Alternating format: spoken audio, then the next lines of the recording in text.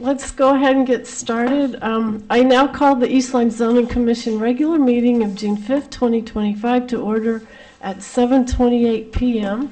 Could we begin with the Pledge of Allegiance? Pledge allegiance to the flag of the United States of America and to the republic for which it stands, one nation, under God, indivisible, with liberty and justice for all.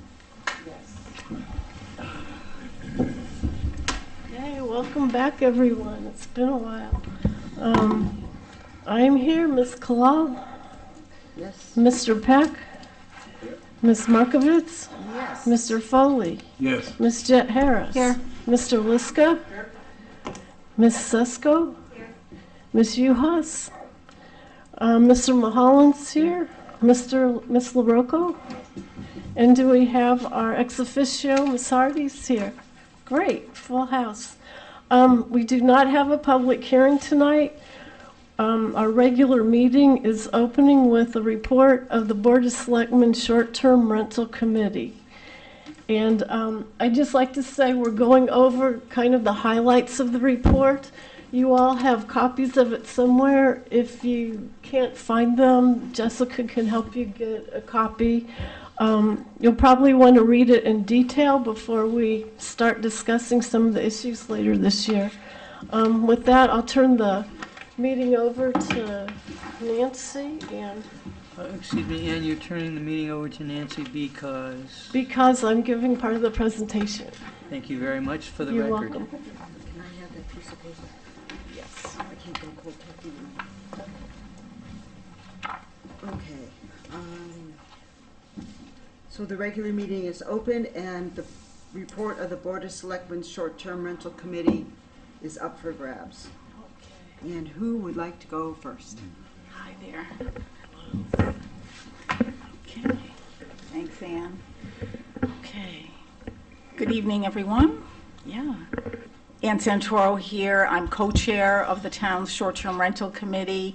As Ann mentioned, it was established by the Board of Selectmen. Really want to thank you for the opportunity to present our final report and recommendations. As you likely know, we completed our charge and our work for the Board of Selectmen, and we made a presentation to them very early in April. The committee discussed this point and thought it would be very helpful to you that we also present before you, since our recommendations do establish a very key role for zoning in addressing short-term rentals in town. So very sensible, I think, for us to share our findings and conclusions with you. Just want to mention that our report and recommendations is the result of 14 months of research, analysis, discussion, debate, and we even took some time off waiting for the Supreme Court decision, but 14 months of actual work. It does provide, I believe, and I think my colleagues believe, that it provides a very balanced and reasoned blueprint for you to use for addressing short-term rentals here. We will discuss this in greater detail, but just to give you an overview, our recommendation is basically to allow short-term rentals in town, but establish reasonable restrictions on them. And this is accomplished through a combination of zoning, permitting, and a complementary ordinance, and of course, effective enforcement. Among the many positives of this approach, it does respect zoning authority generally, and it respects the zoning authority of, as you well know, 3 beach communities here in town that have their own zoning authority. For our format tonight, Ann Thurlow, Paul Formica is here, Gary Ferrugia is here, and I will highlight sections of the report and recommendations, and our co-chair Gary Coachella will briefly share with you some of his personal thoughts and opinions, and we're thinking that our Q&A should probably be at the end, unless of course you have some need to clarify something along the way. So we'll hop to it, and this is the report. I think you probably all have a copy of it. It's a report and a set of exhibits. So let's just get to section 1, which is the purpose and scope of the report. So basically, this report does not replace the status report of the committee that we produced in April of '24. What this does is it updates and supplements that report. That report was done just ahead of the WIBI decision, which came down at the end of July in 2024. I believe you were given a copy of that report and all of its exhibits. So I would say to you that think of it as Volume 1 and Volume 2, and Volume 1 being that first report, which probably looked more like this. That report still remains a really important resource for you going forward. It's very foundational for everything that we came to a conclusion about. So sort of keep it in your bag of tricks as you go forward. Just generally, in case you want to go back and look at any aspect of our work, we have an entire web page. So you can look at the public hearings, you can listen to that testimony, you can look at all our minutes, a number of our documents are there, and if you just want to use online, both of the documents, Volume 1 and Volume 2, are there. So that covers, the logistics of our work, so to speak. Let's get to section 2 in the report. So probably is early on page-wise, just to get you on the planet here. Bottom of page 1, that was section 2, the WIBI decision. So yes, from April of '24 till the end of August, we took the time off waiting for that decision to come out because it's we knew it had to do with zoning regulations, regulating short-term rentals. And the decision is very impactful and something that you as you're going forward, would like to make sure that you've read. I caution you, and Barry knows this too, as the rest of the committee members know, it's a bit tedious to read. It is not difficult to understand. It's just very tedious. It's based on a lot of definitions of words. And by the end, your head is sort of spinning.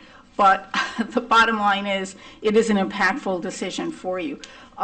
If you're not familiar with it, just quickly, the regulations involved a beach community in Branford called Pine Orchards. And Mr. Wibby owned property there. He didn't live in that particular home, but he rented it for short-term rental use. In media accounts that I have read, it seems it was a party house. It may have been some of the impetus behind changing the 1994 regulations of that community in 2018 to prohibit short-term rentals. So of course there's a cease and desist, and then litigation ensues, and the case makes it to the Supreme Court. So I've summarized the holding of the case, the decision. So I'll say it, and I'll actually repeat it twice, because this is important, I believe. So the court's ruling is that under those 1994 zoning regulations of Pine Orchard, time limitations that are not expressly stated for the rental of a single-family dwelling will not be inferred. Okay? So if you don't expressly state the time limitations for a rental of single-family dwelling, you can't infer it. Those regulations, like ours, provided for single-family use. There were 7 other uses as well. So the minority opinion found the reasoning of the majority was a 5-2 decision, difficult to deal with, and basically said there's a difference between single-family use and short-term transient use. Otherwise, we'd all be considered single-family home dwellers just because we rent a short-term rental. So there's many good points made in the minority opinion, but unfortunately, it was, I think, the minority opinion. But in any event, the decision for your purposes highlights the need to amend the town's zoning regulations as concerns short-term rentals, such as defining them, and if there's any related regulation, getting that in there as well, as the zoning regulations do for bed and breakfasts, inns, motels, hotels, and forms of traditional lodging. as you all know, your regulations are permissive in nature, so if you don't allow something, we don't say that it's permitted. This case, kind of walks a fine line, kind of almost in being contrary to that basic understanding of zoning. However, it based its decision on definitions, as you will see. So even before WIBI was on our radar, the committee in our early meetings, brought up the fact that we have a silence in our zoning regulations as concerns short-term rentals. And it may be something to correct that, as well as other rentals. We couldn't address those other rentals, that was not within our purview, but definitely something to think about. So, East Lyme zoning regulations and those 1994 Pine Orchard regulations, similar, sort of. Would there be the same decision if that was the subject of the lawsuit? I'm not sure. But the important point for you is that, as zoning commission members, is that there's nothing in this case that says you can't zone. It's not an anti-zoning decision. In fact, quite the contrary. By the end of the decision, in fact, if you skip over all the definitional argumentation, you will see that at the end, WIBI sets a path forward through zoning to promote stability in residential zones. So, for example, the examples given of allowing rentals of more than 30 days to help that situation.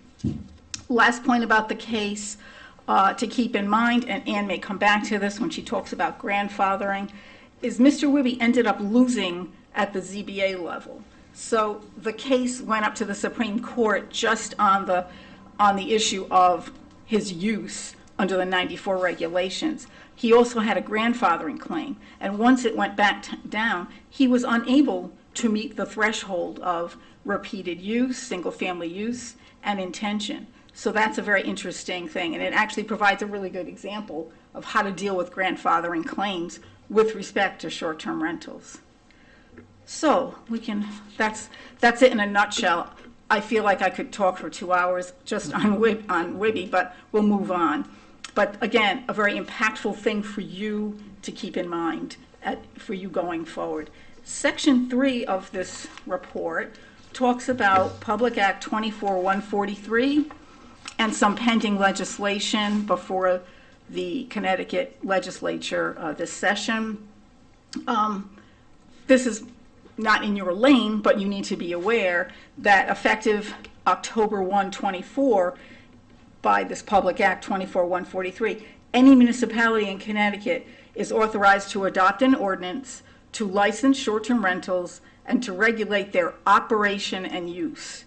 It's not mandatory, and before this Public Act, some Connecticut municipalities were in fact adopting ordinances to deal with short-term rentals. The preferred way has been zoning, or sometimes a combination zoning and ordinance, but nevertheless, we did see some examples of this, and they'll come up again tonight. So, for your takeaway for this particular act, it's the definition of short-term rentals that's important. If you're headed down a path of adding a definition of short-term rentals to the zoning regulations, the basic definition used by the state in this act and in its regulations on taxing the taxation, the 15% tax on short-term rental income, same definition used. So it's basically your 30-day and under is your definition, and does not include traditional lodging, those two features, okay? Doesn't mean that you can't play with durations of stay as you're talking about short-term rentals, but that is the kind of universal definition, again, used here, and for your purposes, an important point. This 24-143 is pretty much untested, and again, for your purposes, it doesn't really address how zoning relates to it. You know, it's talking about the authority of municipalities to enact ordinances in a land use situation. Sort of interesting.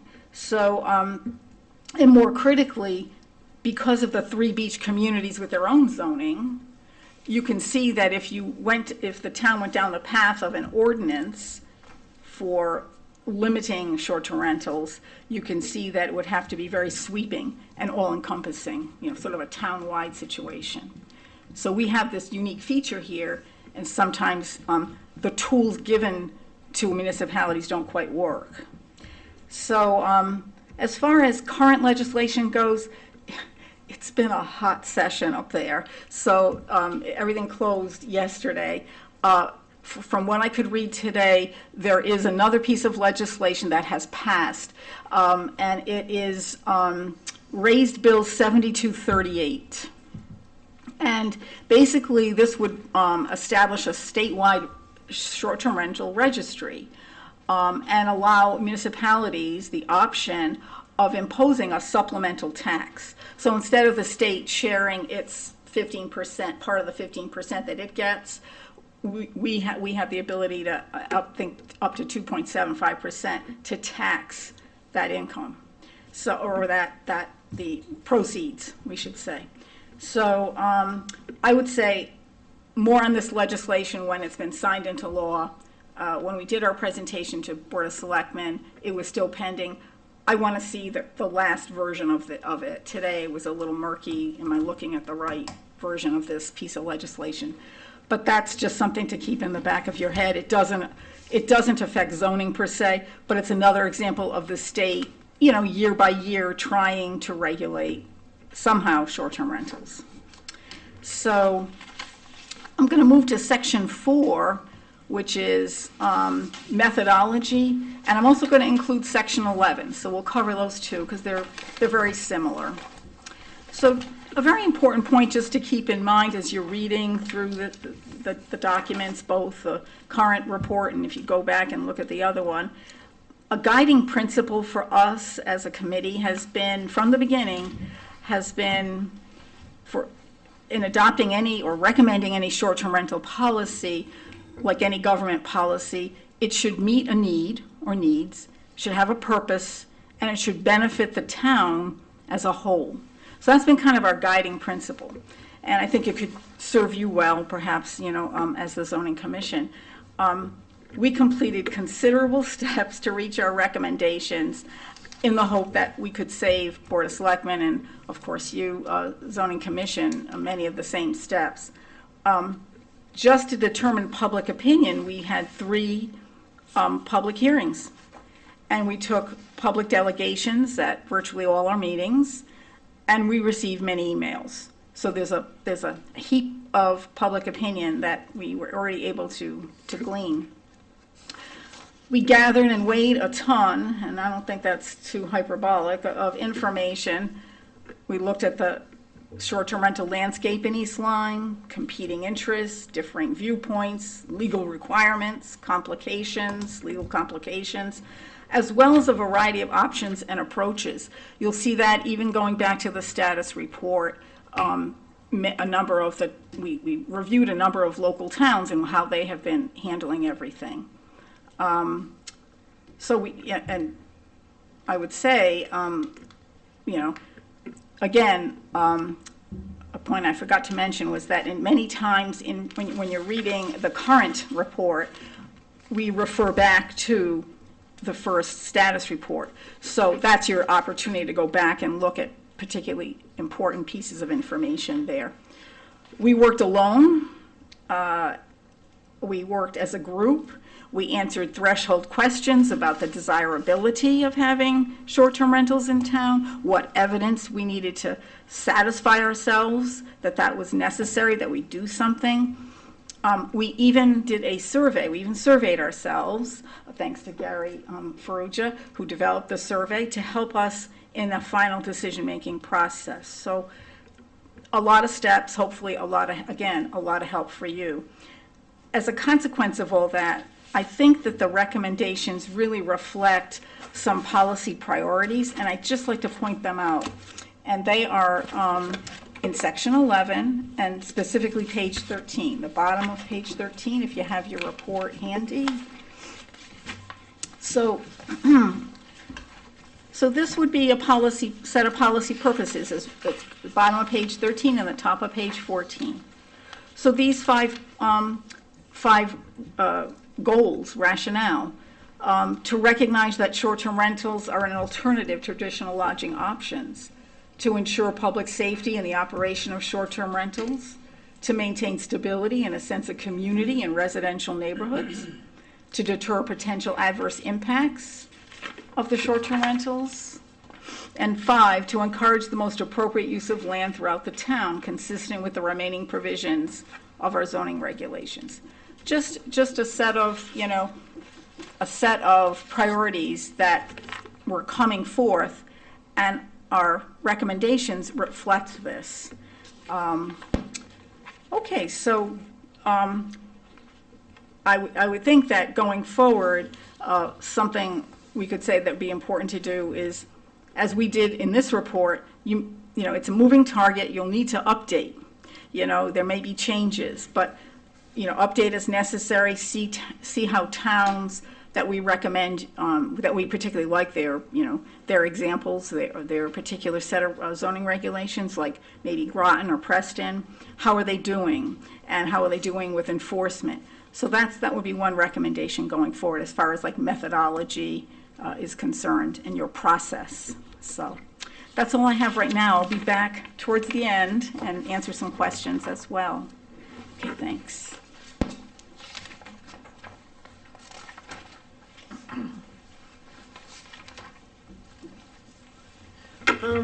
I have sections 5 and 6. Section 5 was titled Recommendation 1, General Policy. And just so you know, that I believe there were 8 people on our committee? Yes. There were 8 of us. One thing our committee members all agree on is that doing nothing about the growth of short-term rentals is not an option. And just an aside, from 2023 through 2024, the short-term rental market in East Lyme increased 15% from the previous year. So it is growing, and there's, some concern that it might get out of hand. As far as how to limit their growth, we did have a range of opinions on the committee, different viewpoints on how to do this. The different views of committee members reflected the evidence the committee gathered through research and public hearings. On one side, there were people that spoke about financial benefits. People who own the short-term rentals, obviously benefit financially. There's an argument that businesses in town benefit from having visitors come in and go out to dinner and go to our different businesses. I don't think this has ever been quantified. We don't know how many people that stay here maybe end up going to Mystic or the casinos for the day, or if those houses were permanent residences, would the occupants go out to dinner just as much as a short-term rental person? So also there's a benefit to the actual visitors needing a place to stay in town, as well as there's a long history in Niantic of renting out beach houses that we have to look at. On the other side, there's a viewpoint that some of the residential neighborhoods, maybe the community aspect is being eroded, and they have adverse impact on available housing for people that would maybe buy them to live here year-round. A minority of our committee members prefer a total or partial ban. One committee member supports them anywhere, but the majority recommends limiting growth by possibly one or more of the following methods. There was the option of setting a cap on the number of short-term rentals, and it was discussed, would you do that by neighborhood or just by the entire town? Limiting the location of short-term rentals to specific zoning districts. For example, maybe you say not in a single-family residential area, but maybe it's okay in mixed use, that sort of thing. Allowing only one permit per rental owner, no matter how many properties they own. Another option would be requiring owners to reside at the property, so they're there when visitors are there.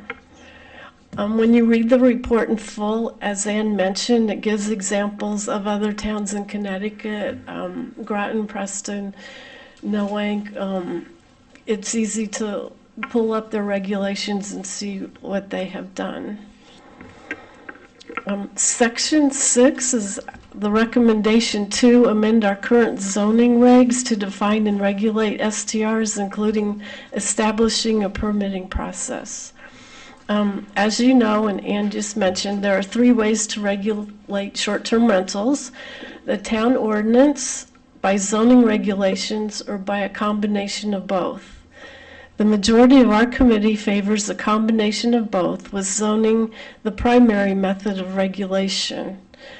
Unlike an ordinance, which would apply uniformly to the entire town, using zoning regs would allow the 3 beach communities that have their own zoning to continue legislating their own rules, and it allows the town to limit the location of short-term rentals by zoning districts. Our committee members have a range of opinions. One member, I believe, supports no location restrictions. Others support limited locations. So that's all I have, and I believe Paul.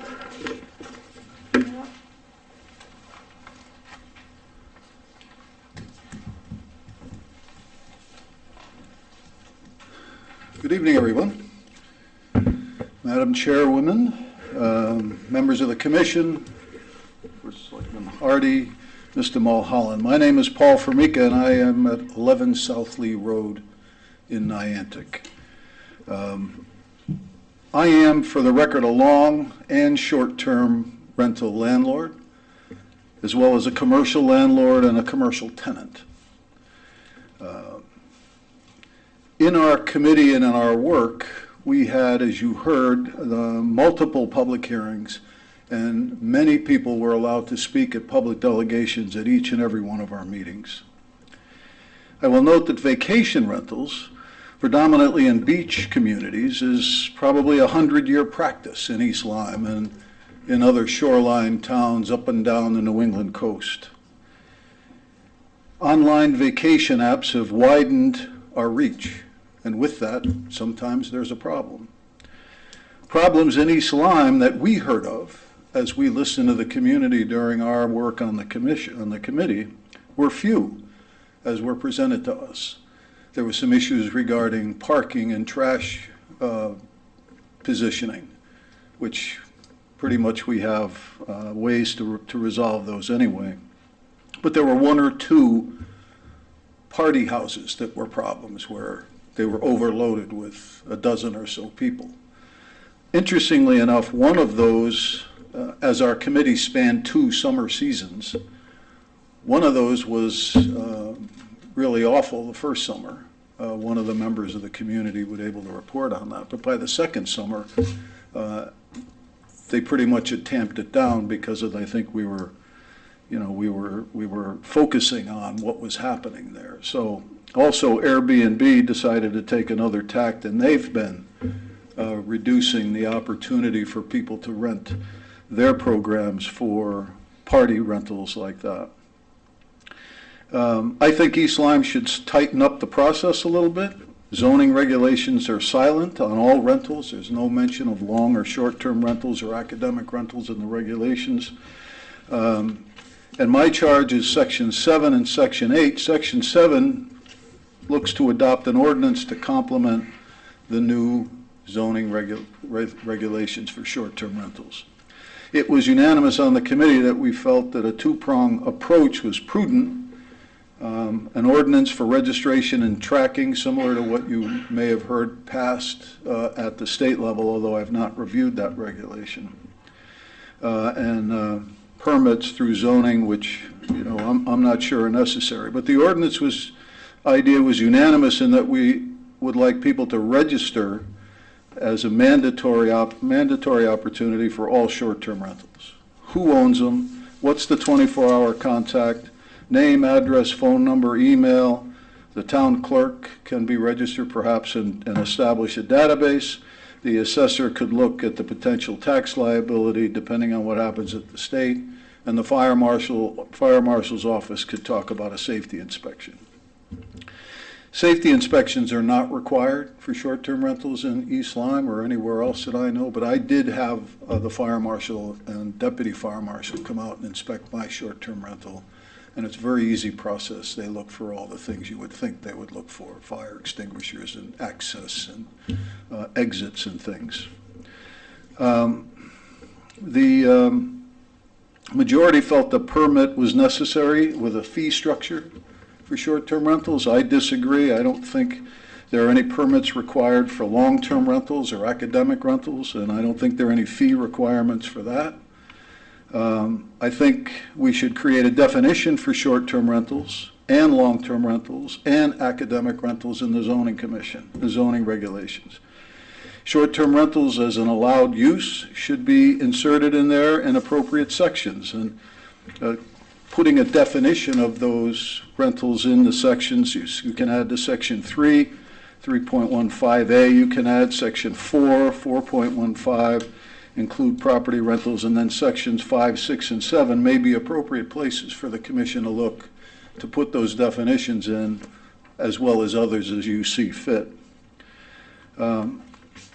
My experience with short-term rental tenants, you've heard a little bit this evening, but perhaps elsewhere, about the effect on the neighborhood and the community, that they are not part of the community, and they come in and they simply don't care. My experience in the short-term rental in Giants Neck Beach is that they are indeed a part of the community. They've been a long time fabric part of the community, people returning to the community to visit relatives, friends, and neighbors. They come for graduations, and they come for weddings, they come for reunions, and they come for vacations. And yeah, there are some people that don't know anybody, but they're very respectful of the neighborhood, and they're very respectful of the property. So Section 8 is really to determine if incorporated beach communities can regulate short-term rentals without having zoning authority. We would suggest the commission and the Board of Selectmen get town council's opinion on this, because it would be necessary as a guide for which to move forward on whether associations can in fact enforce that or they can be challenged. As I said before, vacation rentals have a long history here. The 3 communities that have their own zoning authority, Giants Neck Beach, short-term rentals are a permitted use. Black Point Beach Association, they are a permitted use with a 7-day minimum. And a Crescent Beach Association, short-term rentals are not necessarily mentioned. The other communities, Oak Grove Beach, their bylaws say rentals 7 days or more. Old Black Point and Pine Grove permit rentals for 30 days or more. Giants Neck Heights permits rentals with no minimum or maximum. And Oswegatchie Hills, Saunders Point, they allow short-term and long-term rentals in their community. There hasn't seemed to have been any challenges to associations as they use their authority to regulate short-term rentals through their bylaws and regulation and rules, but it's probably something that should be considered. There also is a question of whether there are particular deed-restricted properties that may prohibit or permit short-term rentals, condominiums or associations or things like that. So in closing, I think that just like the convenience of cell phones has displaced payphones, and Uber's convenience and local connections are challenging the taxi service industry, Airbnb and VRBO, among many other apps, are offering the convenience and comfort that people are looking for, instead of trying to cram their family into multiple hotel rooms or one hotel room. So I think the solution to this for the town of East Lyme, as we begin to look forward, is registrations, inspections, and I think with proper communication within the neighborhoods, short-term rentals can continue to be a boon to our community and a great value to everybody that uses them. So I thank you for the opportunity to speak with you this evening.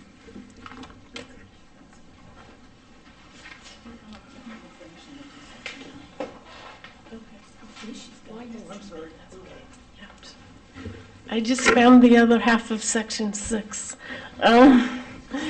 Very quickly, some of the issues that came up to be addressed, and not that there were several of these, but they came up in a few of the short-term rentals. Problems were noise, traffic, parking, trash, a couple party houses, over occupancy, septic problems, risk of fire, building security, and a way to contact owners.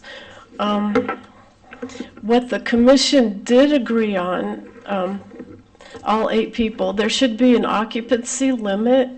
And a couple ways to look at that would be either based on the number of bedrooms that the field card has, or a maximum occupancy number. Everyone agreed that minors should be prohibited from renting. We agreed that there should be fire and building inspections for safety. We all agreed there should be a clear definition of short-term, long-term, and academic rentals in the zoning regulations. We suggest using the same number of days as the state statute, anything 30 days or less. That doesn't mean the town can't say certain zones could be less than that. We also agreed there should be a 24/7 contact information available. One member felt a simple registration would suffice. The other members favored a permitting, as you can use a permit as an enforcement tool. If they're not following regulations, take away the permit. Also charging fees for the permit to offset any administration and enforcement cost. Now I'm done with section 6.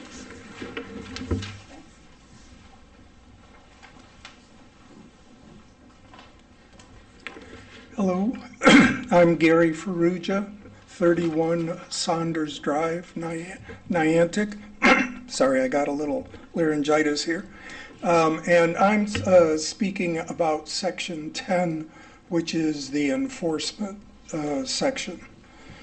As Ann had mentioned, actually both Anns mentioned, we consulted with a firm called Granicus, which provided us a bounty of facts regarding short-term rentals.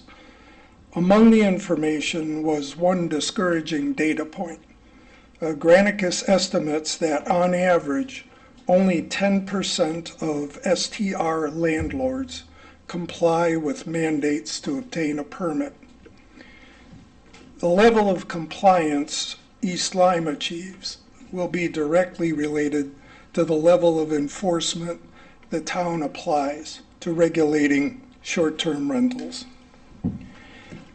As you heard already, our committee heard from dozens and dozens of residents and short-term rental landlords at 3 public hearings.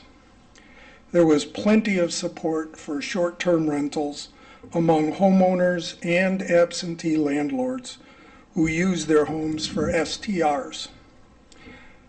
By my count, there were about a half dozen residents who complained about specific problems of living near or adjacent to STRs in their neighborhoods.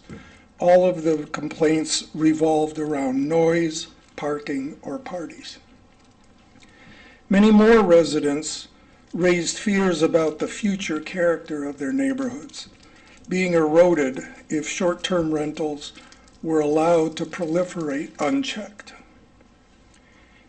Our committee was unanimous in advocating that STRs, we weren't unanimous on permitting, we were unanimous on having some form of registration or permitting as an effective tool for enforcing zoning regulations. Permits can be revoked or denied to landlords who ignore regulations regarding noise, parking, occupancy, or any other regulations that you put in. Our committee was unanimous that short-term rental enforcement should be strong, workable, and financially feasible. However, we were unable to come up with a majority to say specifically what level of enforcement we were recommending. We looked at 3 different levels. The first was a minimum enforcement level, and this is a model that's followed in Lyme. The minimal enforcement has safety inspections recommended but not required. No monitoring or enforcement procedures in place, and a very nominal permit fee. In Lyme, they charge $25 for an annual permit. A moderate enforcement, and this is a model that's used in Preston and Simsbury that we found. Mandatory safety inspections, a part-time clerical help in zoning to administer the permitting process, and the zoning commission adjudicates the complaints over STRs. For those moderate enforcements, the permit range fees were between $100 and $200 in the survey that we did. The third level, which is the level that I favored, is a robust enforcement, and we found this practiced in Basra and in Ledyard.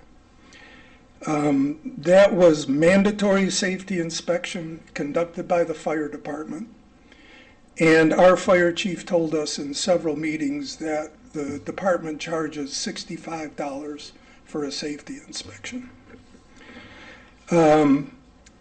There's a full-time zoning enforcement officer in place in these two areas. That person reviews and approves permit applications, monitors STR social media apps for permit compliance, investigates non-compliance complaints of regulations and permits, and has the authority to void permits for non-compliance or reject renewals. And in the cases where this robust type of enforcement was in place, the fees were typically $250 and up. A permit process that mandates safety inspections, annual renewal, and administrative oversight will help preserve the character of the neighborhoods.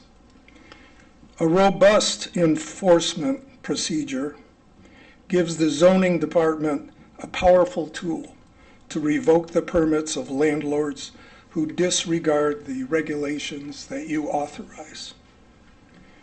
Enforced zoning regulations will also give STR landlords clear compliance accountability. Thank you.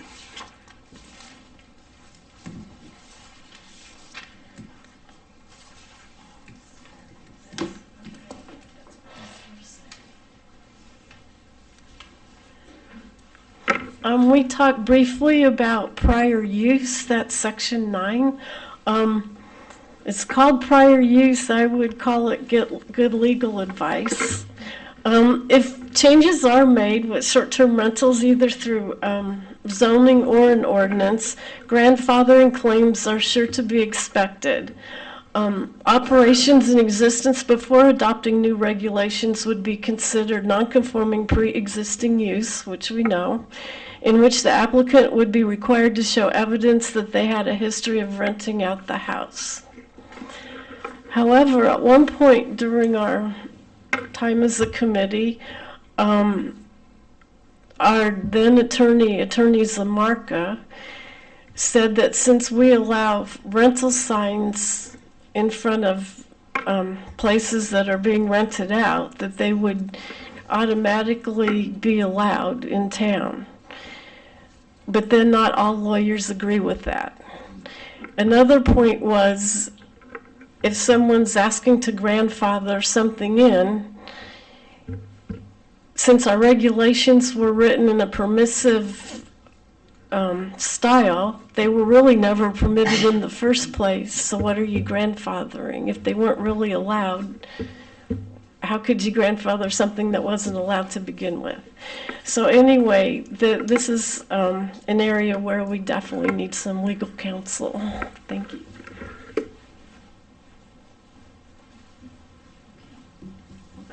Thanks, everyone, for highlighting sections.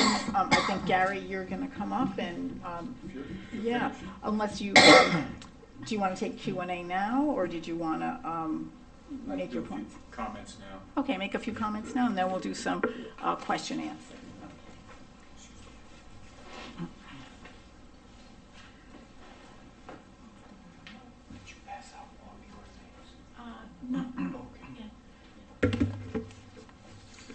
Gary Chicello, co-chair. Does everyone have a copy or access to this dissent?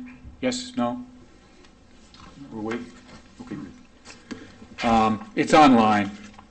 So I prepared a dissent because I respectfully disagreed with some of the conclusions and analysis that was done. We did work diligently for a couple of years, and I'd like to thank all the veterans here, the political veterans.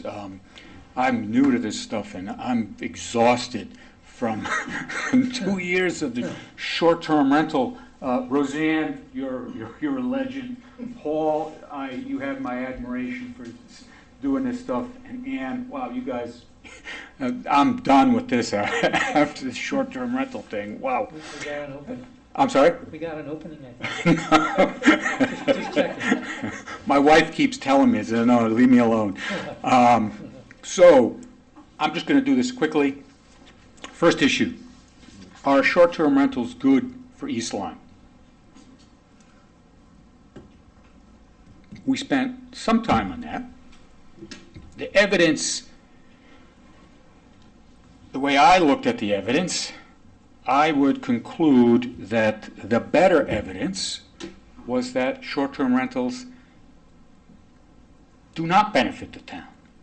If we weigh them, sure, there's some benefits, but if we weigh the benefits, like we weigh every right that we have, we have to weigh them. It comes down that short-term rentals, if you look at the evidence, does not benefit the town. Sure, it may benefit some people who own short-term rentals, that's fine.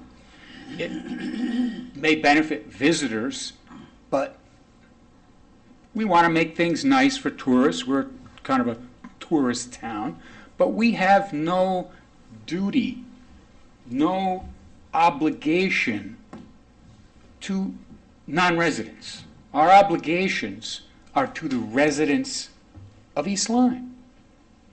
So when you consider this issue, you have to decide, look at the evidence, what are the benefits to our residents?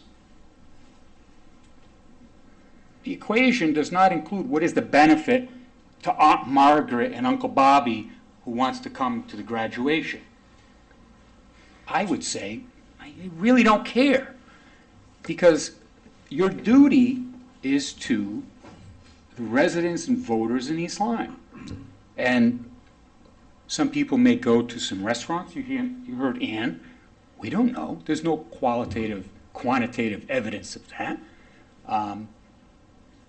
The better evidence that I listened to and that I believe I put in my report was that short-term rentals do not benefit the town residents more than it benefits the few people who make some money off this.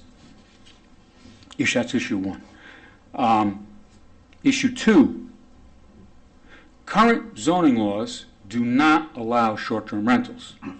We heard a couple times just now that our rules are silent as to short-term rentals. They're silent because we have a permissive use of zoning. It has to be specifically given permission to use it. So if it's not permitted, then you don't have to say that. So it's not permitted. So guess what? The fact that it's silent says short-term rentals are not allowed. And as Ann just said, hey, look, we can't grandfather things if they were never legal to begin with. So our current law, zoning laws in East Lyme are, and have been, that short-term rentals are not allowed. That means anything less than 30 days is not allowed.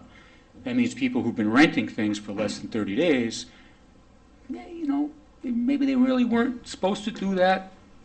Blind eye, that kind of thing, it was allowed. And why it was allowed, and why a blind eye was given, was probably because we didn't have a lot of problems back then. Word-of-mouth rentals, a little longer-term rentals, maybe a week or 2 weeks or 3 weeks or a month. The problem started with this issue of short-term rentals. People want to come in for a weekend, a long weekend, 2, 3, 4 days. They want to have a bachelor party, bachelorette party. These are when the problems happen. And we can't just limit our focus to, oh, what's happening in East Lyme. I mean, we don't live in a little bubble. I mean, this problem is affecting the whole world and towns around us. So that's an issue. Our zoning laws say they're not allowed. Our town attorney said that they're not allowed. Our zoning officials said they're not allowed. So what are we supposed to do with this? The committee wants to, the majority committee wants to open it up to allow short-term rentals. So this the proverbial genie in the bottle. When we open that bottle, take that cork out, and that genie flies out, it's never getting back in. It's not going to happen. You're not going to put him back in. Because lawyers are going to come into court and argue, well, now you gave us a right, a legal property right to a short-term rental. Try to take it away from us. You're going to have, I would suggest that there might be lawsuits. But you shouldn't fear lawsuits, because lawsuits establish laws and rules. So, but be careful, because that genie, once that cap is gone, you're going to lose control. And you heard Ann say, I think Ann Thurlow say, Granicus has indicated that Granicus is his company that studies short-term rentals. And Granicus says that these short-term rentals are growing in East Lyme 15% every year. 15% every year. So one of our members counted up a couple years ago 200 and change. Maybe it was 200, 180, 200, something like that. Granicus was the same thing, a couple hundred.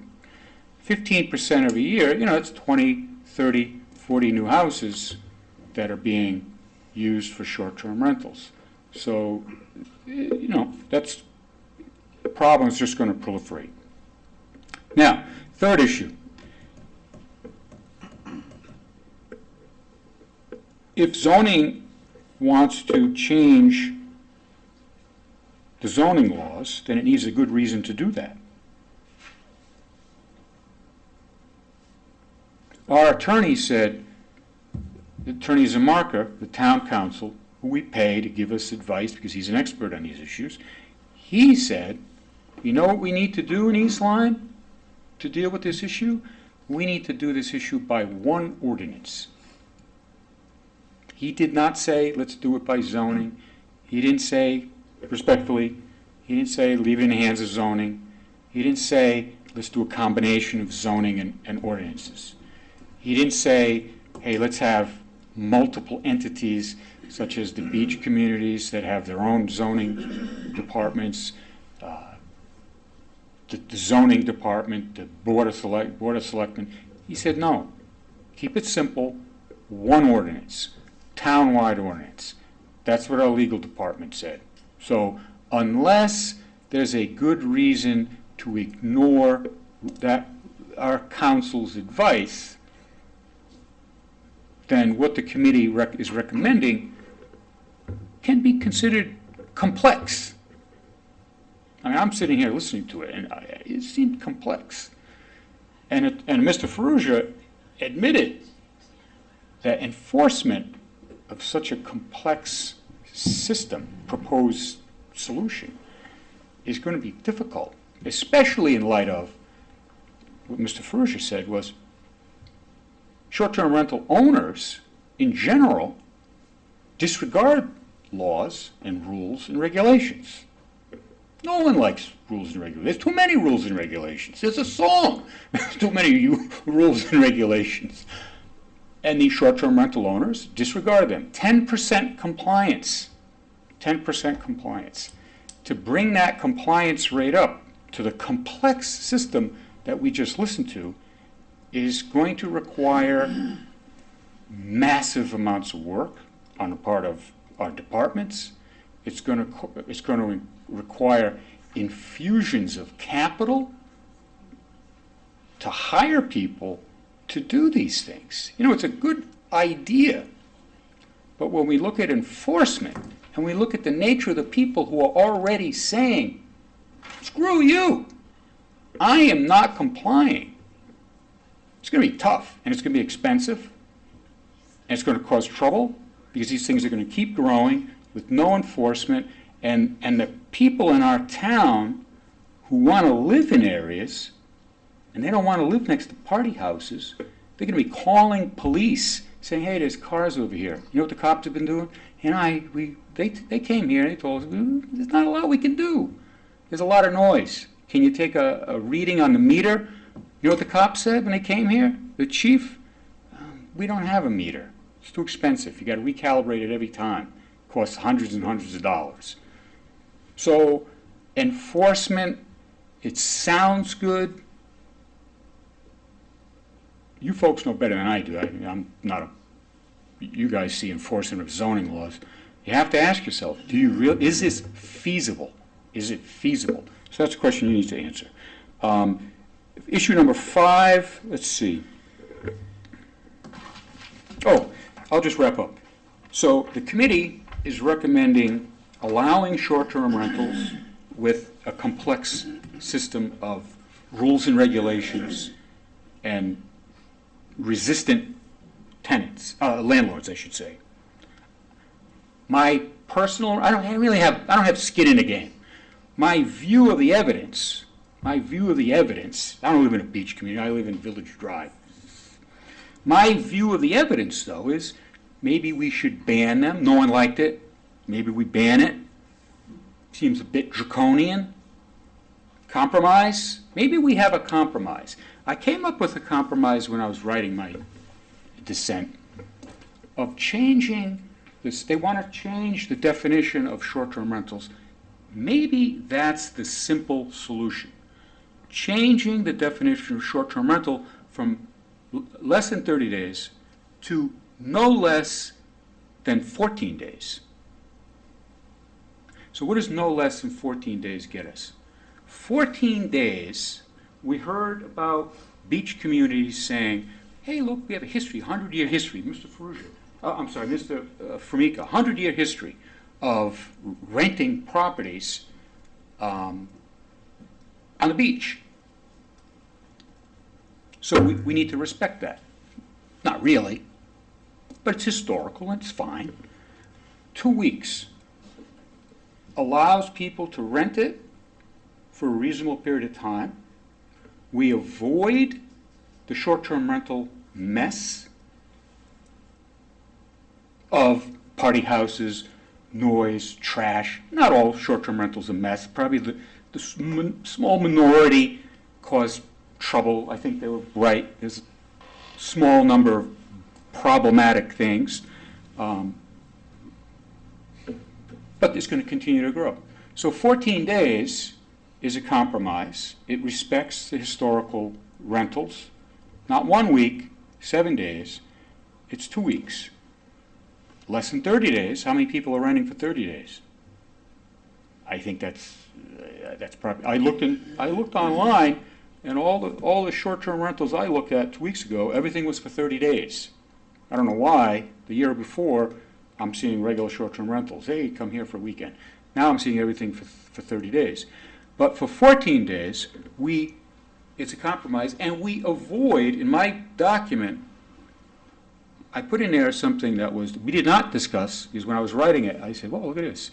It's a federal tax loophole for short-term rentals. And to get this tax loophole,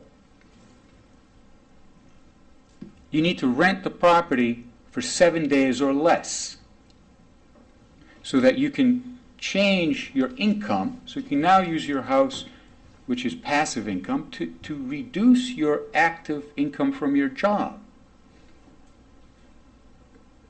So, and I'm getting on my social media all kind of advertisements for this federal tax loophole. Maybe I'll look up weird stuff. That's my algorithm, but it's out there. So we avoid that issue with a compromise. Now, all I ask is this. I don't have the answers. Nothing I'm saying here is an answer. Why?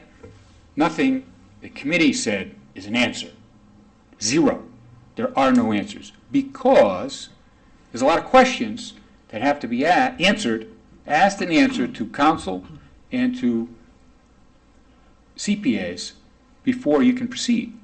In my dissent, I specifically outlined, I put it in. This is the question you need to ask, and you need an answer to these questions. The committee's report has the questions in there. It's just visually different. It's just in the text. So I broke it out and said, look, you want to do your job, and you want to do it with due diligence, then you need to get answers to these questions. Period. The questions are outlined in my dissent very clearly. Start with the big ones. You decide which ones are the big ones. Get answers, and then you can go through the analysis. And when you go through the analysis, you'll come up with an answer. The answer, it is what it is. I have no skin in the game. All I just want you to do is follow a logical process, simply because logic has seemed to have gone out the window in the last number of years. So use some reasoning, get some answers, and I think we'll have a good time. Thank you. Thanks, Gary.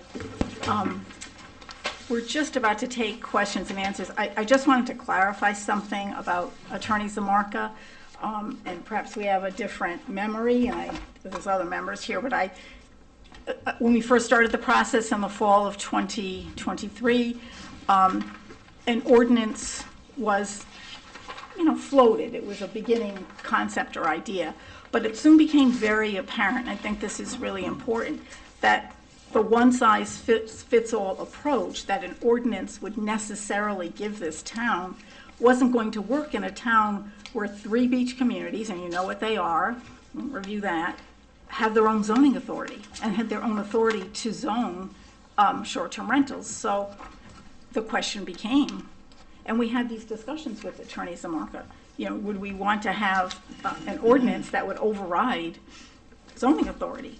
So as time went on, it wasn't that I don't feel he ever, and correct me, the rest of you if I'm wrong, I don't feel like he pushed us into the space of saying ordinance or bust. And I think he became very amenable to changes necessary in zoning because of the Wibby decision. And I think he said, go forth and zone now that you have the holes that you've got in your zoning. And Wibby is telling you, we're the Supreme Court of Connecticut, maybe you better fix it. So that's my memory, and I think, Ann, I think you might agree. Same memory. Okay, same memory. So just want to make a point about that. Second point I'd just like to say is if you'd like to look at the permitting process, and on page 9, once you regulate, the permitting is the mirror of the regulation, right? So you're not going to permit, meaning permitting, more than you would regulate.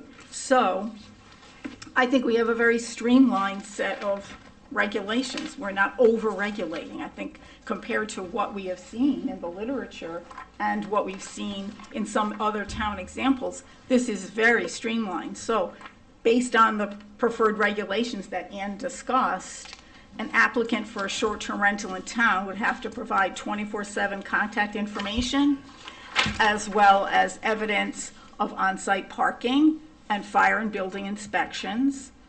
So far, not particularly onerous. The applicant would also have to agree to occupancy limits in our assessor's cards and adhering to the noise control ordinance, which we're all subject to. That's discussed at length in our first report.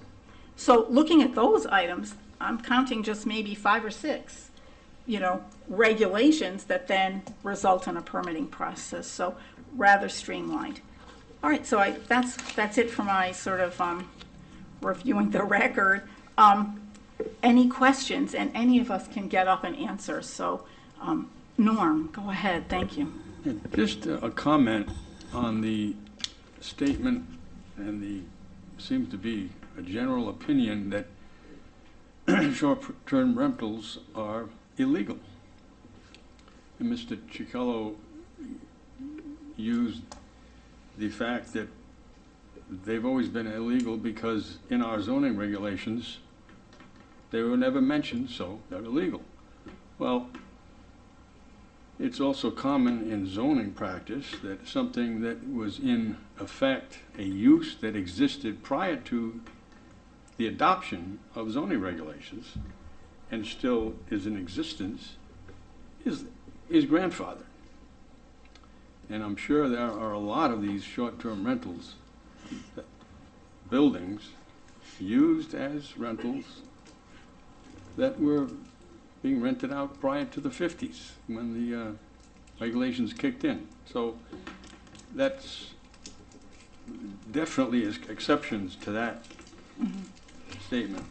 And I think Wibby begs the, sort of is asking us for that clarity. I think clarity and moving us into the age where we have a different kind of travel lodging right now. So I think that the question whether they're, and Ann addressed this, whether, when you have a grandfathering situation with these, would you consider them legal under the permissive rules, whatever? Or would you think that Wibby controls and tells you that, no, you actually, in theory, just because you're like the Branford Association with your regulations, they would be allowed. So I can see both sides of that argument. But to me, the key thing, my key takeaway from the Wibby decision is it's time to clarify. It's time, if you've addressed things like other lodging, such as the bed and breakfast, the inns, the motels, the hotels, then it seems it is time. And you won't be alone. There's many other municipalities who have gone forth and addressed it one way or another. So I think that that to me is the helpful part of the Wibby decision. It's time to step up and address as you can. Thanks, Norm. I have a Anything question. else? Yeah, go ahead. Yeah, jump right in there with mine. Sure, I believe in our verbal presentation, we didn't address that, but both of us in our written documents, we addressed the grandfathering, especially before, I believe 1954 was when the zoning regs came in East Lyme. The issue is just that the homeowner has the burden of proof that the property had been used consecutively for a short-term, long-term, whatever kind of rental. So, but it is in both documents. Yeah, I have no argument with anything here. I just wanted to make a little clarification. No, right. I have a question. Question? Yeah, Deb, go ahead. Thanks. When you talked about, Ann, about traditional lodging, like the short-term rentals wouldn't include that. But as we can all attest to know that people now, due to the affordable housing crisis and there's just not enough housing, people are living in hotels. So whenever we do the definition, or whenever the definition is, derived, why would it have to leave out traditional lodging whenever they're living in it? I mean, they are living in them for 2 weeks at a time, 3 weeks at a Sure. time. So I'm just curious, did you guys have a conversation about that? And then just to kind of see where that comes into play. And then also too, the question about the town and the inspections. So if the town was to inspect a property and the homeowner, had some issues or whatever, let's just say hypothetically. And let's just say that our town inspectors missed something, our fire department, they missed something. Who's going to be liable for that issue that they left out? Is it going to fall back on the town because we used our town people to do these inspections? And, you know, I mean, hey, everybody's human, mistakes are made, but still, sometimes, you know, I mean, they're gonna sue. So where would that liability lie? With the town? Because the inspector, made a mistake? Or, you know, just forgot to do something, or whatever. Yeah. I mean, we do have to protect the town. I think whatever decision's made here, we have to make sure that the towns are, you know. So maybe second question first here, to some extent. So remember too that commercial properties such as hotels, motels, and inns and the B&B have those required inspections. So however that has played out over the years, if there's been a mistake or an error, how is that played out in terms of maybe our zoning official, Mr. Mulholland, can address that a little better. I don't know. But those inspections are done on what you just said, hotels Yes, and stuff like correct. that, not somebody's home that they're just Correct. renting out. So this is where, and you can see this in state legislation creeping up, where increasingly we're trying to recognize the commercial aspect of short-term rentals. You know, this is why there's that occupancy tax at 15%. This is why, we're trying to have the towns have the supplemental tax. This is why our assessor who addressed us on this topic of the personal property within the short-term rentals should be taxed. She wrote a memo to us and said their businesses and their personal property should be taxed. The real estate cannot be taxed in that same way because of the mass appraisal approach used for homes. This is kind of at the heart of it. We were all kind of wishing, perhaps, that the Wibby decision would actually address the commercial aspect of this, and it would kind of solve some problems, but it did not. It had the narrow question of use. So, And I'm glad you brought that up about the commercial use, because right now, and it always has been, if somebody tried to have a business in their home, like a counseling business or whatever kind of business they have, they were not allowed to do it. So, in a residential area. yeah, there's So a you certain just said that- carve-out. There's a certain carve-out for certain Right. types of Yeah. home occupations, correct? Right. Off the top of my head. So that was interesting. Thank you Yeah. very much. Very, very much. Thanks. Nancy, did you have a question? Yeah. Oh, more of a comment. This short-term rental issue can become megalithic. But it appears that one of the consequences of deciding the definitions and who's doing what is we're really growing government. We're taking our zoning enforcement officer, the staff, and now we're giving them more stuff to do. So by all means, we should charge the heck out of them for fees in order for the homeowner or whoever owns that property to make more money. Well, the town is, in order to register it and do the inspections and all that, the town's responsible for that. So why should all the taxpayers pay for some people to use the services more than others? So, good question. Some point, it's made a couple of times here and there, but a point made about enforcement is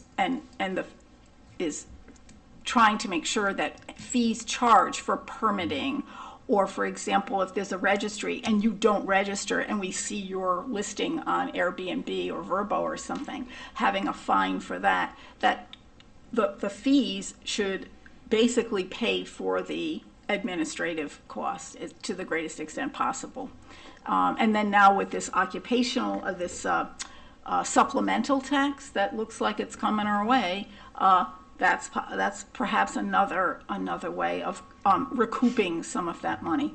I mean, I see your point about government growth. It's not a favorite of mine for sure, but we have a reality on the ground of these operations, and from my first impression of all, it was, wow, other towns within Connecticut, elsewhere, have grappled with it, have dealt with it in a way that's appropriate for them, and so it's something needs to be done.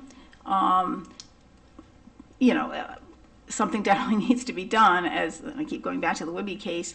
It doesn't have to be onerous. It doesn't have to be onerous on the homeowner or the STR owner, rather, and it doesn't have to be onerous for zoning or for another department in the town.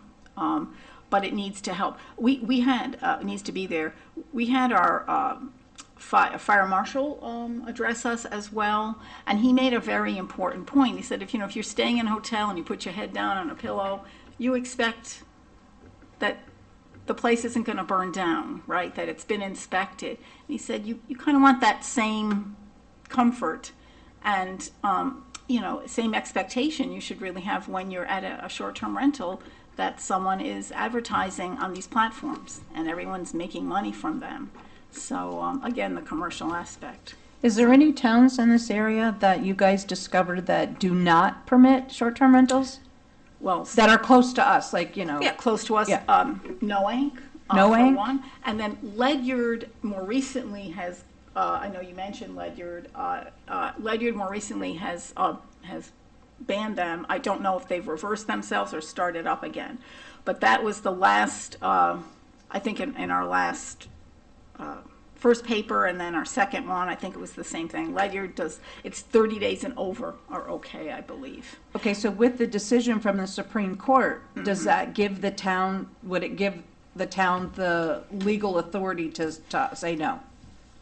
You can, I'm going to just take 1 second and look at, yes, I mean, when you say the town, you mean East Lyme, to say no. Yes, you're not, just because we have silence in our, in our zoning, yeah, no, you can definitely go forth and zone as you wish. And I just, if you look at, I think it was, at the very end of probably what is Exhibit 2, the Connecticut Supreme Court says there's no problem going forth if you find that you really want to protect neighborhoods, and you don't want these short-term rentals. You can go forth and zone. And this was a point made by Attorney Pillacy also, who represented Mr. Whibby at a dinner that I happened to be able to go to on the topic of short-term rentals about a year ago. And, he said, zoning's your path. And, we understand there's party houses and there's this and that. But, and as it turns out, he was correct about how the court actually saw the whole matter. So, I would like to know, Yeah. anybody that would care to Yes. stand up here and answer a question. Thank you very much for the years of work that you guys did. I mean, it was incredible and exhausting, I'm sure. But I'd like to know what the opinion is about why the Supreme Court decision, it was important. Like, what do you think that it achieved, actually? Like I know you gave the different parts of it, but I'm just interested because you guys did all the research and you've been in it for 2 years, like. Yeah, well, I'll just kind of reiterate, but from my perspective, and anyone else jump in here, but from my perspective, it really kind of forces the hand of towns to address short-term rentals and just not leave it up to, permit, the understanding that if something is not said, it is, it is, not allowed, that kind of thing. So I'll go back to my original point on that. Thank you. Paul, go ahead. Yeah, I was just going to say the Supreme Court is the last law of the land. All of the appellate decisions, from whether it's denied here and then goes to Superior Court, Appellate Court, then gets challenged. The Supreme Court is typically the last law of the land. That's why we were waiting for it. We didn't want to do all this work and make a report and then have the Supreme Court overrule it. So that's why we waited for that. It was a pending jurisdiction. As far as the why should you pay for something that short-term rentals have and nobody else is using? I think you brought that point up. There are people that don't have children in schools. There are people that don't use park and recreation departments or senior services, but we're a community. And so therefore we all band together and pay for those communal things that we deem as important as a community. And we have the right to vote whatever we want, people in and out that are putting those things forward. But short-term rentals pay 15% tax, sales tax on that. That's over 2.5 times almost what the regular sales tax is for going to communities. And Do you really think that the number is right at around 200 or so? Because I would kind of think that it's more than that. Well, that yeah. said 200 listings, Yeah. so it could be apartments, it could be houses, it could be cottages. Hawks Nest Beach, I think they have 30 cottages on, in Old Lyme, just there as an example of, and those are rented by the week. Those are considered now short-term rentals. So in your time, you found that 200 roughly is a good amount that's That being was what used in the Granicus said. Yeah. I didn't count them, but Right. I don't know I was what just it's gonna curious. be.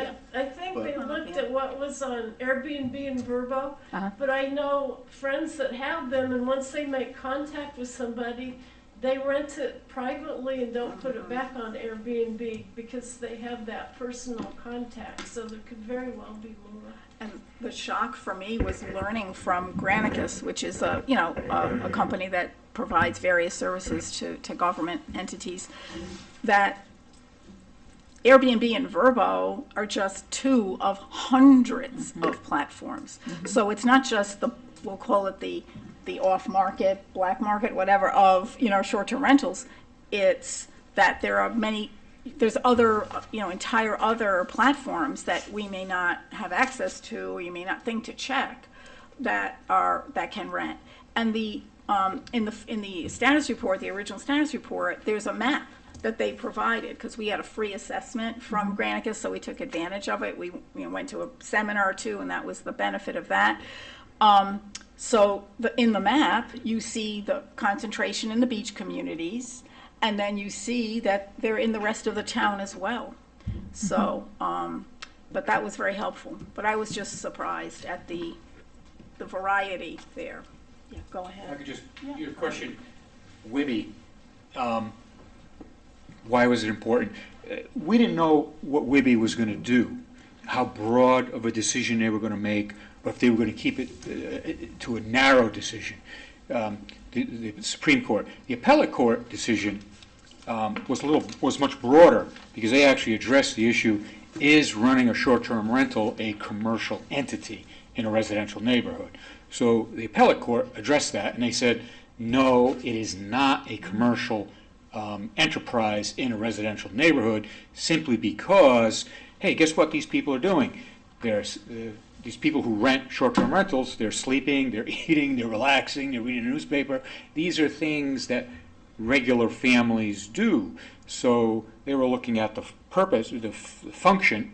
They said these people are doing nothing other than living there. So they decided it was not commercial. So that was the appellate court. Supreme Court, so like, all right, that's a pretty significant issue. What's the Supreme Court going to do with that particular topic? Well, they did what's called a plenary review. It's like, look, we're going to look at this from scratch. So we don't care what any other lower court said. What we say now, these are the issues. And they didn't address that issue. They didn't address the commercial issue. So, and it would be fair to say that business doesn't necessarily mean commercial. And what your findings, what you guys have discovered in winding all this. It might be a good way to say it. All I'm saying is the Supreme Court did not address the commercial issue. Okay. So that's, Thank you, Gary, There's that just- helps. For another day. There are lawyers that have home offices, there are doctors that have home offices, there are psychiatrists that have home offices in residential neighborhoods. You could argue, is that a commercial use? Because they're making their living. How many people now are working from home? Is that a commercial use when EB sends 1,000 draftsmen or something, as an example, to work at home?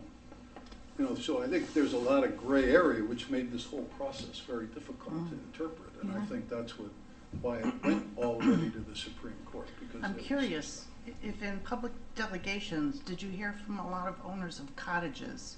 Because I own a cottage, and, short-term rental is, I don't do it, but it's what all my neighbors do. And are they concerned at all about the prospect of having to be permitted and inspected? And I'd be curious to know what cottage owners felt about it, especially when they've been doing this for, 100 years or better? People are passing those things down, and I think the kids of the kids even are That's trying how to we got figure mine. out what the situations are. Can they afford the use? They want to keep it in the family. Yeah. Can they do that? And I think there's a lot of people, I think, that came and talked to us about that's what they used in And- different Yeah, areas. also, to your question, and guys, correct me if I'm off on this, but my memory is that when many of the owners came forth and spoke, many were amenable to, they were proud of what they had done so far. They were good, good landlords, so to speak, good STR owners.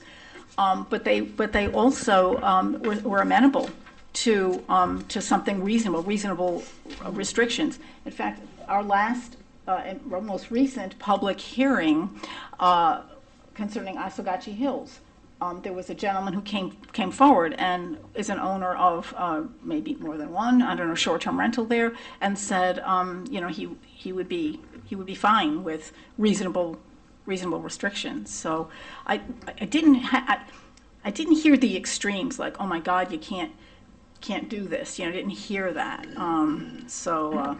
That's my memory. With the busyness of our, I'll just have one more question. Yeah. With the busyness of our town and the way that it's growing and expanding, and you've seen other towns that do have short-term rentals, do you think that we would have to get more legal team? I mean, because I'm going to be honest, we have a hard time now with what we have. So when we add this on here, would we then also it was stated in somewhere in your thing, I don't remember exactly which one of you said it, that they would need a part-time person in zoning. It adds a layer of bureaucracy that we don't have in place. Right. So would it also cost the town more, and we need some more legal help? We need more staff. I mean, is that a fair assumption from what you guys have known? Anytime that you take a step like that, yes, you're always going to have additional, legal requirements. I think it's more administrative once you get that ball rolling, and I think Mr. Mulholland has a good example of that in Noank. They've taken a certain approach, but getting past the old and into the new and what that's like, and the platforms provide much of that database that you have. It's not rocket science, and you need someone to keep apprised of that. It'll help our tax assessor tremendously. But again, the fee structure that you come up with should help. And when we would do in our town, we have a fee structure for, let's say, fire inspections. Those already exist by ordinance. Those were calculated based on who's doing it and what kind of offset do we need for that worker, that person, that employee to conduct those. So you do that same kind of analysis. That wouldn't be up to you, Right. as the zoning I'm just curious, because commission. we get asked a lot of questions. Right. And since we are here for the people, I just Right. think that, since you guys are the ones who Yeah. took the time and the effort, I think it's Yeah. a fair question, like, what you've learned. Yeah. Like, would we have to get another layer of some legal Yeah, counsel? I mean, you may initially, once you get past, and it all depends on what is prescribed. What are you going to limit these in certain residential areas and so forth. Just want to make a very last point. Just keep in mind Section 8 of this report, Paragraph 2, and Paul Formica addressed quite a bit of it. But that gives you a good look at the beach communities in our town and their various approaches to short-term rentals. It's a great summary, and I think when you read that and you put everything else together, this is in part personal feeling, but I felt as though the committee also came to this conclusion that we were happy not to have one size fits all and take a little bit creative approach here, considering the way certain of these beach communities, not just the ones with the 3 with their own zoning, but the 5 beach communities that don't have their own zoning, and what they do. 3 of them allow short-term rentals, 2 of them do not. So you've got this patchwork. Did you also find out the answer to the question about if a beach community has a deed?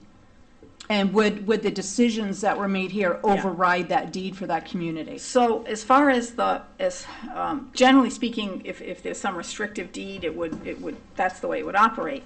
As far as the beach communities go and their authority, you know, they've all been incorporated in the state of Connecticut, and we did ask that question of Attorney Zamarka. At that point, we got a shorter answer than maybe we wanted, and we were gonna come back to that, but then Mr. Zamarka went on to other things.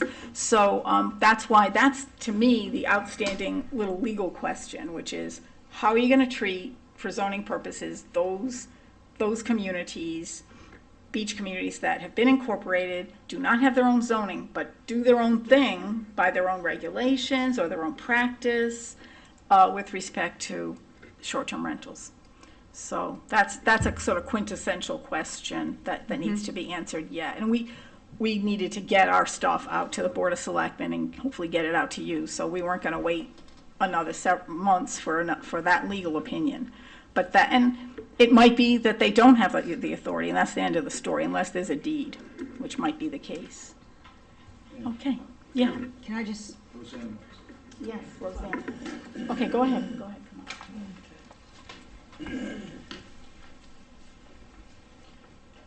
So I think it's fair to say when the Board of Selectmen first heard about this and found out that really the bottom line is this has to come back to the Board of Selectmen. And we are the ones that will make the final approval. We obviously heard a presentation such as you heard tonight. There's a lot of information to absorb, and there's more work to be done. One of the basic questions is, if we decide that we want to go with an ordinance, then that's very specific. It has to apply to everybody. So including those people those 3 communities that have their own zoning already, that's gone. They have to do what everybody else in town does. And I think that this, as some people have already raised the issue, there's money attached to this. And so this is going to require a lot more discussion. We're very fortunate that your meeting is on tape. People can watch it. The Board of Selectmen meeting is on tape. We're on hold until we get a report back from you.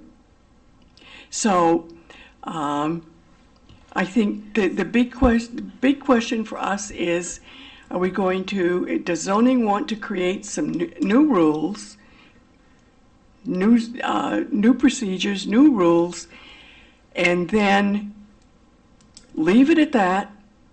Or do you want the Board of Selectmen to create an ordinance that says, period, everybody in town, this is what you do? And I think it comes down to that simple question. What do we want? What do we really want in order to keep the community spirit that we have? And I think that's what most people, from what I hear, what's coming back to feedback to the Board of Selectmen is the community as a whole. What benefits the community as a whole? So, thanks, and I'll have my report later. I think we're all set, and thanks again. Did you have any last question? thank you very much. Okay, thanks so much. Thank you. Okay. It's very informative. Thank you. Thank you. That's it? You're all gonna leave?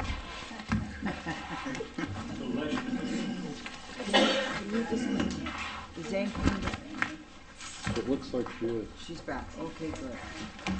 She's headed this way. She can go do the next bit. Now we're quick.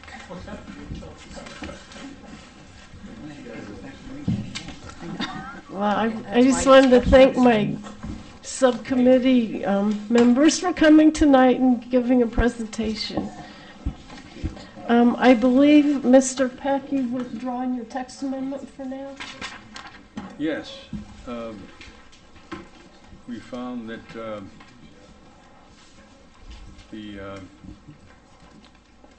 you cannot legally, according to Bill, because Bill checked it out, and we cannot subdivide a zone and have different regulations in one part of the zone and not the other. So what we're going to do is come back with a new zone, and which will rezone basically the Boston Post Road and Old Black Point, Black Point Road, which were the two we originally wanted to alter. So Okay, that's the plan. there we go. Did everyone get a chance to read the minutes that were sent out? I know when I read them, I thought they were fine. They're not here tonight. Does everybody? I vote we approve the minutes. Okay, is there a second? Second. All those in favor? Aye. Aye, opposed, abstain? Okay, approved 600. I don't believe we have any subcommittee reports tonight. New business coming up, we'll have the application of Nuno Amara. Maybe you can tell me how to pronounce that? I cannot. Okay. And I'm not For gonna take a Domino's chance. Pizza, for special permit under section 8.2.7 and parking 8.2.11 of the East Lyme zoning regulations for property located at 170 Flanders Road, Niantic, Assessors Map 26.3, Lot 11. And you will schedule a public hearing? I will, thank you. Thank you. We will also have the application of Noah Morales for Taqueria Cinco LLC for special permit under section 8.2.7 of the East Lyme zoning regulations for property located at 250 Flanders Road, Niantic, Assessors Map 26.1, Lot 6.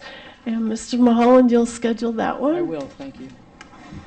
And next, we will have the application of William R. Sweeney Esquire, agent for 296 Flanders LLC, for text amendment to the Town of East Lyme Gateway Commons Master Development Plan. And I believe we'll need you to schedule that as well. Michelle, thank you.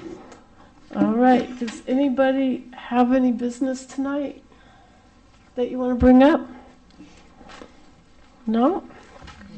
No correspondence. Public delegations. Public delegations is a time when members of the public are invited to speak to the commission regarding zoning land use issues that are not on the agenda. Is there anyone here? Ms. McGowan.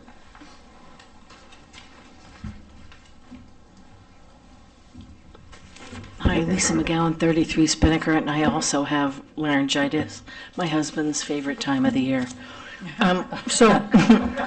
Excuse me, and my coworkers and colleagues. So I just wanted to speak a little bit about the 830G moratorium request that looks like it was 760 that you guys, that the committee was asking our first selectman to vote on the moratorium.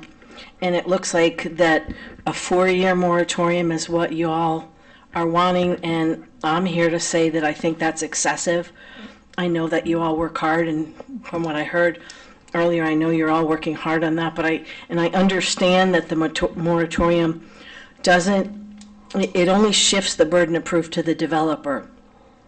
But I do think that 4 years is excessive, and the zoning board here should be tasked to increase housing stock, revise and revisit the ancillary housing use and zoning, and also look at zoning for lower income housing such as a HEPA, and look at that carefully, and look at the zoning that we have for like the bus route, and revisit a train stop here in town so that we can welcome more people in a safe and careful way. Beth Sibilia in the day paper on the May 28th, was saying that small business staff, seniors, teachers are going to really be priced out of our town here. But I also wanted to add that a family like mine, my husband and I were both in the Coast Guard, and a family here could not afford a home, probably could not afford to even rent in this town. A mom, dad, service person his or her wife could not afford to be in this town for 1 year, 2 years, 3 years. So just to respect that as you look at the affordable housing moving forward. Thank you. Thank you. Is there anyone else here tonight? Okay. Mr. Mulholland, do you have anything tonight? Very briefly, the I have a 19th question. meeting, we're going to be very busy, so bring Coca-Colas and cookies, I think. I think it'll be a longer night. We've got some things on Thank the you. agenda. You have something? Yeah, I have a question Okay. that I can ask Bill. Bill, could you please let us know what is the minimum amount that we're allowed to get through the affordable housing that passed here 6-0? Well, The the vote was on a 4-year, so that vote has been taken, Right. and that recommendation has already been made to the first selectman, whose authority is to make that decision. The term of 4 years is not up to us. That's what the state Right. That's correct. allows us to Exactly. apply for. And the lease That's is 4-year, and we have no control over that. Is that correct, Mr. That's Mulholland? Okay, thank you. You're welcome. I have nothing further. Okay, do we have any reports from the planning commission from our? It was canceled. Oh, lucky. Oh, 6:10. When is Lucky dog. 6:10? Wow. Oh, it looks like I'm going on 6:10, so I'm glad I didn't miss it yet.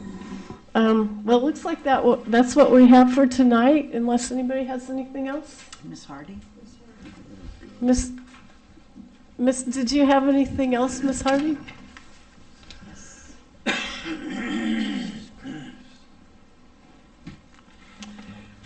Thank you. The Board of Selectmen passed an ordinance establishing a climate change and coastal resiliency reserve fund.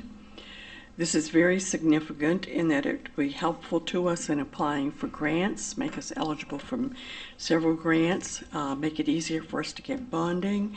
And the Commission of Natural Resources has pushed for this for some time. So this will be a fund that will be set aside, and the purposes that it may be used for are preventative things, such as, remember we just had short time ago, we had part of the coastal wall fall down. We didn't really, fortunately, we had some excess money in the budget before the budget was completely expended, and so we were able to get money from that to repair the seawall. But in a coastal community, as we know, with the consistent weather changes and different weather patterns, we are set up quite well for municipal property losses. Capital projects and studies may also be included in this. Things that are happening to the community as a result of climate change. Money from this fund could be used for that. It's not limited to that, and it's not limited to land acquisition, which might protect certain fragile coastal areas. So the funds, as they accumulate, those funds will be set aside, and they may only be used for those specific purposes. Again, this is, as I said, having this in place, it shows that we are very concerned about this. It shows effort to protect our resources, and it makes eligible for a lot of additional funding and grants that are available, and also makes us look very good for bond applications. The board also, yes. Where does the funding come from? This will accumulate either from grants that we get, which may only be used for that purpose, which would be set aside, and also at the end of a financial year, if there is money that is excess money that has not been expended, which I think is going to be quite minimal this year, that could go into that fund as well. And who makes that decision? Board of Selectmen and the First Selectman. Cool. Okay, thank you. But I think it's something that zoning should be aware of.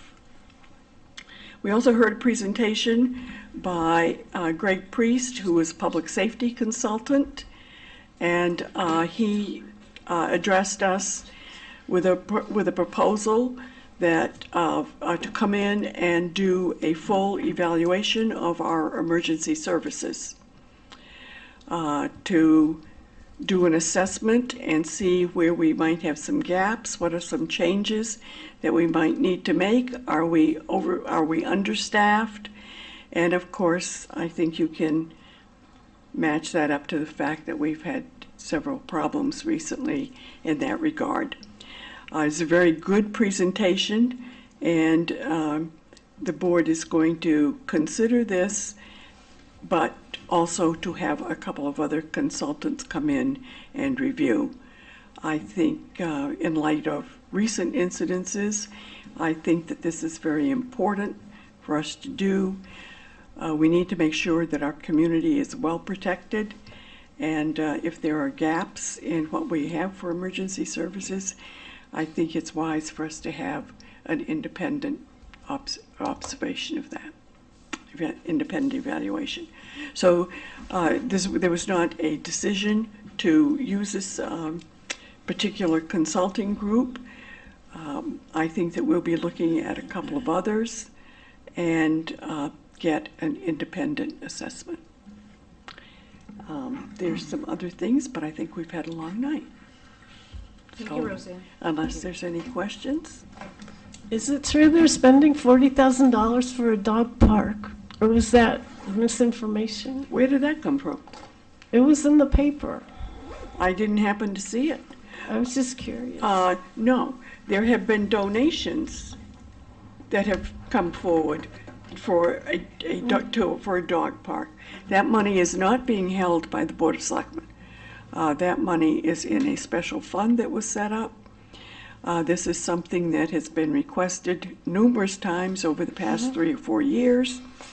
I don't know how cat lovers feel about this, whether they feel discriminated against, but there have been several proposals of potential locations. It mentioned Darrow's Pond, I think. That was one of the suggestions. There is opposition to that. So Just it's curious. very much on hold. And I will just add, if that moves forward in any capacity, they need a special permit from you all. Thank you. Good to know.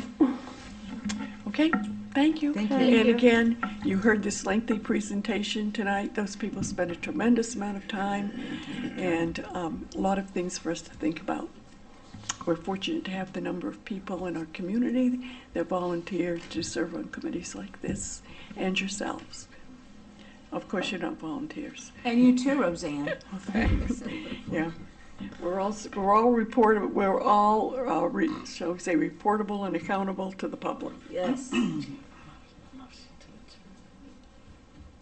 we have a motion to adjourn tonight? Second. Okay, all those in favor? Aye.